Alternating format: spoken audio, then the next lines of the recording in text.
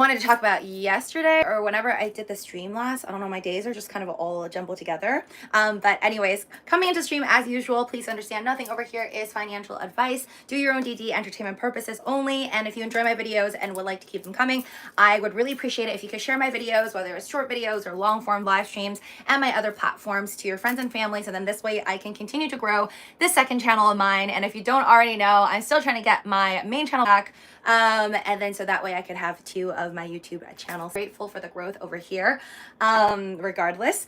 And yeah, so okay, yesterday I wanted to talk about this, but then this is just what happens. Like I go on a rampant and I forget to talk about a lot of things. But this one is kind of scary to me, but then also awesome at the same time. It's been on my mind. I've been reading like multiple different news about it, and I think it first started just with everyone's obviously talking about ChatGPT and AI and whatnot, obviously because it's kind of just like taking over everything. And I have a lot of friends who are, not everyone, I wouldn't say everyone, but there are a lot of friends that I have that are using ChatGPT, either the free version or the paid version on like a daily basis, either if it's for work or personal use, whatever. I feel like I'm working with AI a lot, but it's not necessarily specifically ChatGPT. I think I'm more interested like in terms of like the art side, learning about it, and then working on that. So for me, I don't know much about using it, for example, to create like a talking robot or anything like that. If I could, I'd probably build like my own robot Doge or something like that. So I find that aspect very interesting, but while that's going on, and obviously things are getting more advanced. Hi there, Luke's. Luke's, what is it? Still Luke's Car and Stocks. Didn't change your name. I was waiting for you to change it to like food travel or something else by now. But anyways, so I feel like this is just like the new thing. Like everyone's talking about ChatGPT and how AI is life changing, but it's all still within like less than a year. That's like the crazy part. The fact that we were all kind of introduced to this thing last year, 2022, around November, and it just kind of exploded in the beginning of 2023 this year. And people are still like learning about it. There's still so many different software programs that a lot of people don't know about, and a lot of like skill sets that people can gain from this new like technology. So while that's all happening, the first piece of news that kind of like shook me was when I read about the fact that just with like games being built easier, right? Like before, and this is like from people, this is like from podcasts that I've heard from engineers who work on like just video games, talking about how back then, prior to ChatGPT, and all of this like AI blow up, back then, like 2-3 years ago, even 4 or 5 years ago, if you were to build like a video game, a simple little app, like a very simple game, that would take you, let's say, for example, like 12 months. Now it would take you like less than 1 month, or possibly even 1 to 2 weeks, right? So everything's just like sped up so quickly. There's a lot more you can do. Everything's just processing a lot faster, with a lot less of a workforce. And with that in mind, when I read this article about how mind reading is definitely going to be a reality one day, and it's very close by, it didn't shock me. And then, because if you think about it, if obviously we have like at hospitals, you have like MRI, CT scans for patients, but like we know we can read like brain imaging. That's been around for a while. So if you think about, it's just the lack of data at this point. But if there are enough people who are interested, and if there are enough people who are willing to kind of like share their brain scans, in the same way that, you know, for example, there's like that girl who decided to be, I think, what is she, like a robot? I think she's like a robot girlfriend. She loaded like 2,000 hours of herself, like through live streams. I think this girl's like an influencer. I'm sure you guys have seen that news. So there are people out there who can load like video images of themselves and then put it into a software and have a bunch of engineers work on it, so then they can create like a robot version of themselves that talks to other people and then make people less lonely, which I think is great. So if you can have something like that, clearly you can have millions of people's brain scans fed into a software, and then afterwards all the data gets read, and you could pretty much have an idea of, like, for example, if I'm thinking of a minion, what my brain, like the image actually looks like. And for example, if you're thinking of water, what your brain scan looks like. I think it would be like a little bit off every now and then. Like, for example, someone's idea of big may be very small in someone else's mind. But overall, especially for, like, example, I think like English speakers, it would probably be pretty similar to the point where if you get enough data, just like, for example, Tesla's constantly are collecting data on the. Wow, yesterday was so good. Yesterday my Wi-Fi was so much better. Okay. Anyways, I was telling you guys yesterday that I'm gonna be getting my MacBook, and I got it. I'm so happy. I've wanted like a MacBook forever. I've never actually had a MacBook. I've always just had MacBook Airs. Well, like 2 MacBook Airs really. And then I had like a Sony laptop. Was like, I think like my first actual laptop that I can remember. I'm so excited to use it, but I'm an idiot. Even though I got this, I didn't actually buy all like the protectors and stuff, and I'm really careful with like all of my expensive stuff. So I'm not gonna use it. I'm not gonna use it until I have all of my gadgets. So like my case for my laptop, and then my keyboard protector, and even like a cute little case with it. So I'm super excited to use it. I feel like it's sad because I am probably gonna be using like 5% of its capabilities. Like I probably do a lot with a computer like that. I think let me find, oh no, it's on my phone. I think the specs are, oh, I can't.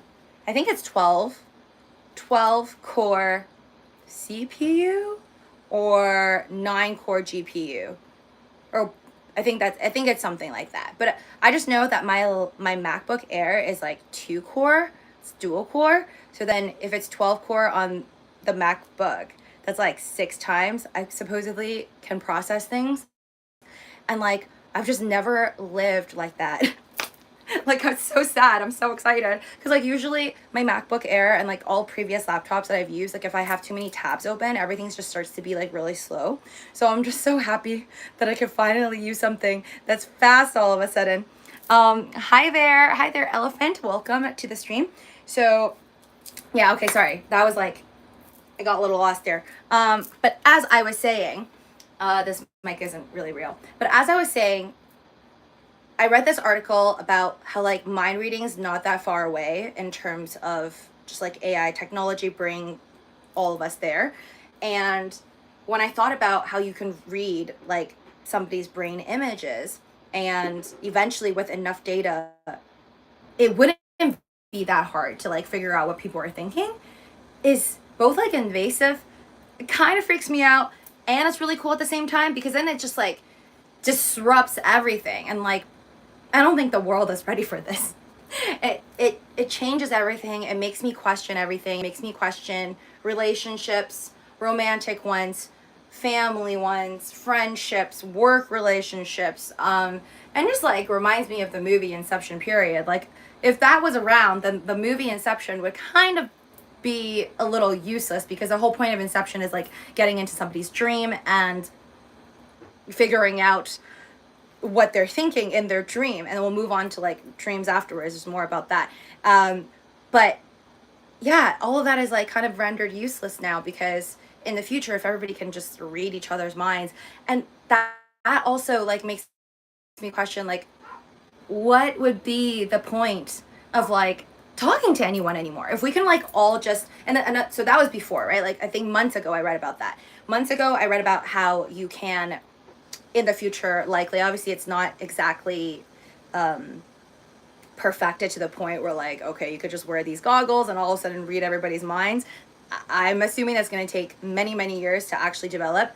But, and that's also a lot of legal issues, whether you should be able to do something like that, and how like the government would even stop you from doing that, or if maybe the government's going to be the one doing it, right? Or maybe they're already doing it. I don't know. So I think it's just such a crazy thing that like nobody can control right now. now, and no one's really controlling, and it's still just in this whole messy process, the whole mind reading just based off of like brain scan images. And then there's away from, sorry guys, the stream's just like totally cutting in and out.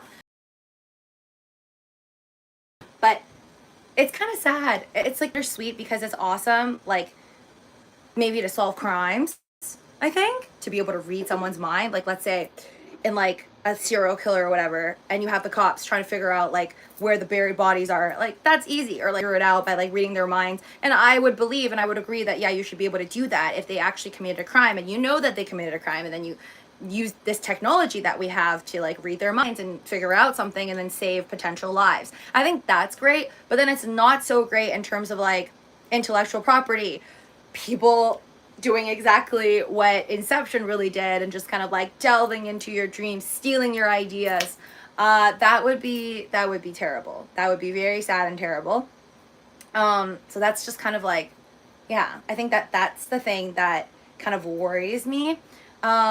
And then recently I saw another news post about like reading dreams, because kind of like it's similar to that, being able to read like the visual cortex of your brain. Like as long as we have, which we do, we have machines that can like kind of read like brain images and kind of like your neural activity.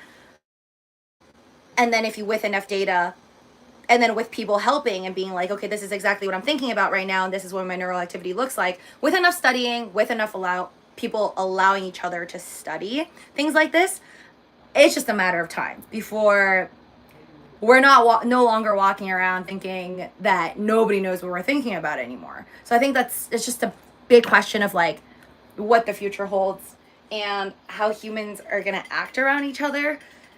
I personally wouldn't want anyone to like know what I'm thinking. I'd rather say it. I wouldn't be comfortable, I feel like, putting on goggles, for example, and then reading someone's mind and just knowing exactly what they're thinking. It's just not something that I want to do. I feel like that's so invasive, and that's like reading somebody's diary, which I wouldn't want someone to do to me. So I wouldn't want to do that to somebody else. But yeah, isn't it wild that that's the future that we all are kind of headed towards? But I feel like beyond, Elon Musk trying to get people to, or trying to get the government to really watch out for AI and just regulate everything. And then even Sam Altman, CEO of like OpenAI, trying to get the government to help and regulate.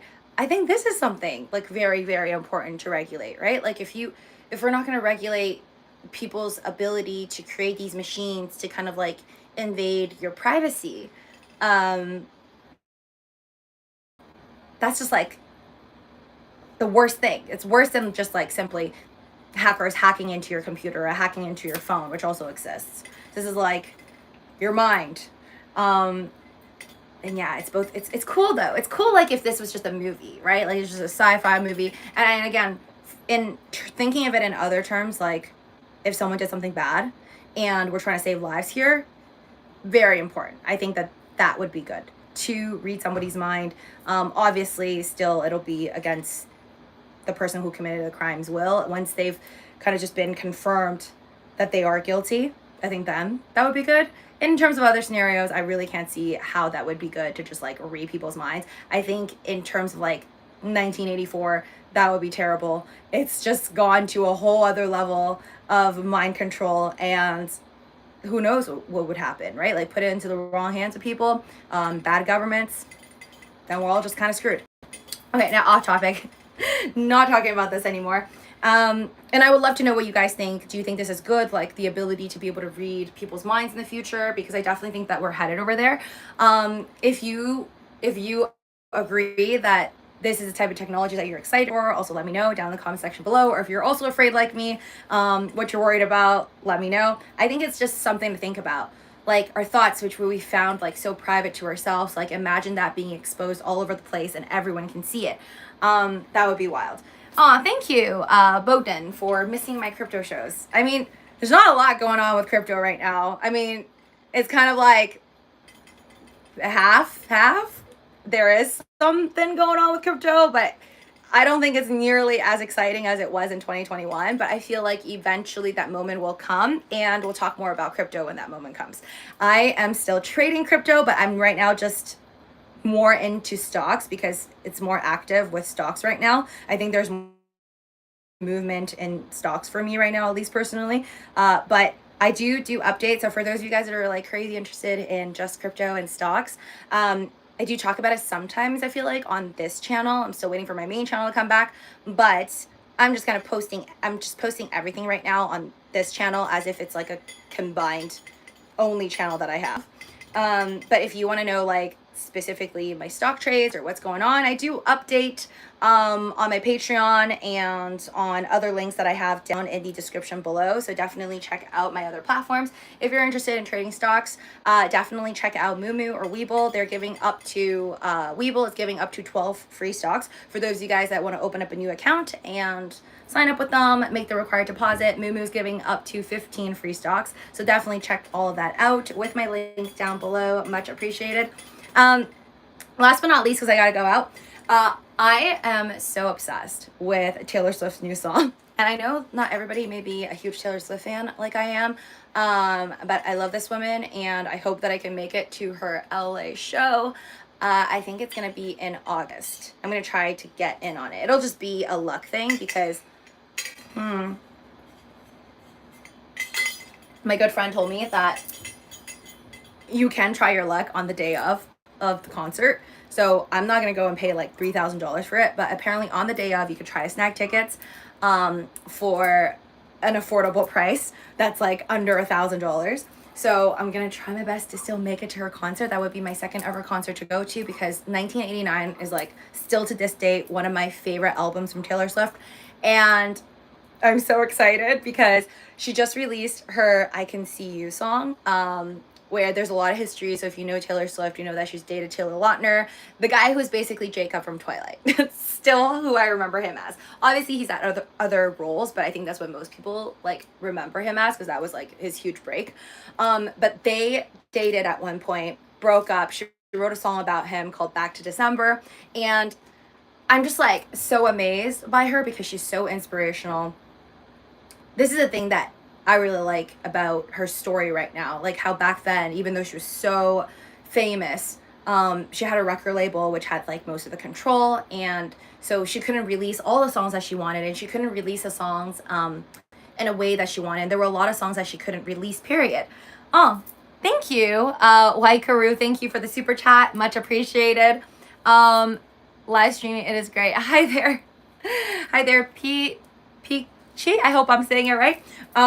But yeah, I'm just like so amazed by her, because she had all this, like, just her passion, I think, is what really inspires me. Like, I like drawing, I like singing, I like dancing, but I feel like, and when I was younger, I would be like, oh my god, I love singing, I wish I could be like, you know, Taylor Swift or something, and or Ariana Grande. And I would think like, oh, you know, they're just like really, really lucky, right? Like that part of me that would be super jealous. I'd be like, oh, those girls are just like so lucky because they're so beautiful, and like they got their record labels, and then that's why they're so famous. But no, like now that I'm full grown and I think about it, and like I see the hundreds of songs that like Taylor Swift came up with, that I absolutely love, I finally realized that like there is a huge difference, and that's why only some people make it and a lot of people don't, like especially being an artist.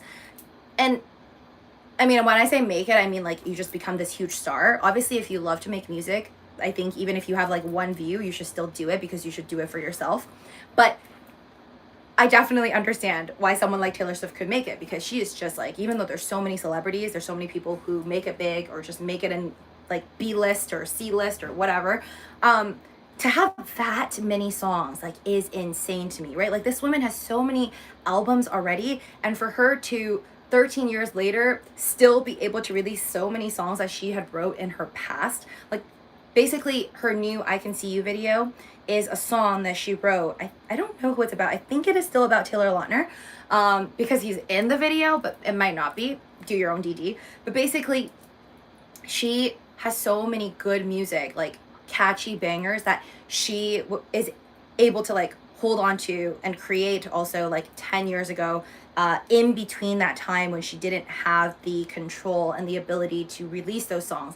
And then once she obviously made enough money and has her own record label, now she can do whatever she wants. She's directing her own music videos in the exact way that she wants. That's why everything's Taylor's version, if you're constantly seeing that but you don't know what's going on. So she's finally releasing a bunch of songs that either she wrote and they were like 10 minutes long, like All Too Well, or 3-minute long ones that nobody ever got to see because maybe the previous record label like didn't allow it, or she just had too many songs on an album and they had to get rid of some. It is just amazing to me that she's finally able to show off all these songs. And even if other celebrities had that many songs, which I honestly question like how most people can have that many songs, even if a lot of people had a lot of like all those songs, they may not have the ability to actually release them, right? Because you have to get it through the record label. So it's just like really amazing that she can do that and she has all that material. It really goes to show, I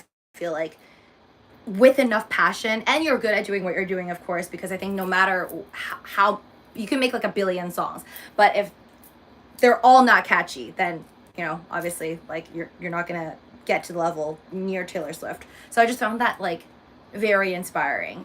And even if you don't make it big, but you just love doing something, I think it's worth doing it if you love to do it and you're down to do it for like 20 years and you enjoy it. So I just thought that that was really neat. And if you haven't seen the I Can See You video, and even if you're not a Taylor Swift fan, I honestly think it is like one of the best music videos I have seen so far this year, and then also within like her entire career span, because it was like a movie. Joey King is this female actress. She was in Bullet Train, and I can't believe I didn't recognize her, that she was in one of Taylor Swift's music videos, Mean, from like many years back. Hi there, Raw Food. No, that sounds like something for OF, and I definitely would not do that on here. But for those of you guys that are interested, you can check out all my other platforms down below. And again, doesn't mean that would be a yes. But anyways, I'm very, very excited to see 1989's Taylor version, because right now I Can See You is from the Speak Now Volt songs. So she basically, like I said, every time she released an album, sometimes there were like these hidden songs that didn't get released, and I Can See You is one of them. And I'm just like so sad that I didn't get to listen to the song like 13 years ago in 2010 when she released Speak Now. But it's kind of lovely because now listening to a song that she would have released back in 2013, it's kind of like nostalgia for all the Taylor Swift fans. It's like going back to 2013, and now I'm like thinking about who I was at 2013, and just like all the thoughts I had, how naive and just how simple life was, but how I wouldn't want to go back. It's good. It's good to think back to what you once had, and then also just kind of be like, I'm happy to be to be in this moment right now, even though like so much has happened since a specific point in time where you might have had really beautiful memories, let's say 13 years ago, or not, but you've obviously come a long way with many different obstacles that you most likely overcame because you made it to this moment today. So it's just really amazing. I don't know. I keep listening to the song just because I think it's so catchy and I'm like dancing to it nonstop. But it's also kind of like a time capsule, and it makes me think about like all the decisions I've made in like the last 13 years, and it's wild. But that has nothing to do with Taylor Swift. That's just more like thanks to her. I feel like everyone's kind of like going down memory lane. Hi there, Antoine. Hi there. Sorry if I'm butchering people's names wrong. But yeah. And what was the last thing? Ooh, okay. And the other thing I love about like true Swifties, like I'm a big Taylor Swift fan, and I feel like I know a lot about her like dating histories and all of the many different songs I can karaoke to for like 24 hours straight. I love her, but I'm not an intense Swiftie to the point where like I'm a detective. But I was watching a bunch of TikToks where these boys and girls were decrypting her music videos. And the most recent one that I Can See You one, they were looking, like zooming in on literally timestamps and like posts, like signposts, I think, one of them that they somebody decrypted, and they saw like the numbers 1998, which is when Taylor Swift was born, and that's one of like my favorite albums. And so right now everyone thinks that most likely she's gonna do a 1989, not 1998, 1989 Taylor's version album. So I'm super, super excited about that, because again, that's like the only concert that I went to of hers for 1989 tour, and I think it's one of her best works. So hopefully we have something that we'll get from her that's from the vault, or maybe like a long extended version of certain songs on there that I already really like. And it's just crazy because like she's been famous for so long, and to bring back songs from like 10 years ago and have it be just as big as it would have been if she released it like 10 years ago, except I think like it's gotten even bigger now because she has her concerts going on and everything. And just the level of fame is like even wilder, is insane to me, and I congratulate her. And I just think it's so awesome, and it really makes my day, I feel like, listening to new music. I listened to this K-pop song by New Jeans as well, which I thought was really cute. It's called, I think it's called Shy or So Shy. Sorry, I'm listening to Taylor Swift more, so I can't really memorize the K-pop stuff. But the New Jeans new song I also find very catchy as well. So you guys should check that out if you're into K-pop. New Jeans is like one of my new favorite groups from K-pop, but Blackpink will always be my favorite. So I gotta go, guys, but thank you so much for joining me on the live stream. Take care. Smash the like button on your way out. I appreciate all of you guys as usual. And yeah, check out the links down in the description below, especially if you want to connect with me on other platforms. I have 2 TikToks. I think it's down in the description below. I'm trying to grow my second TikTok, which is the Luci show. So just search that, the LUCI show, on TikTok, and I will see you guys soon.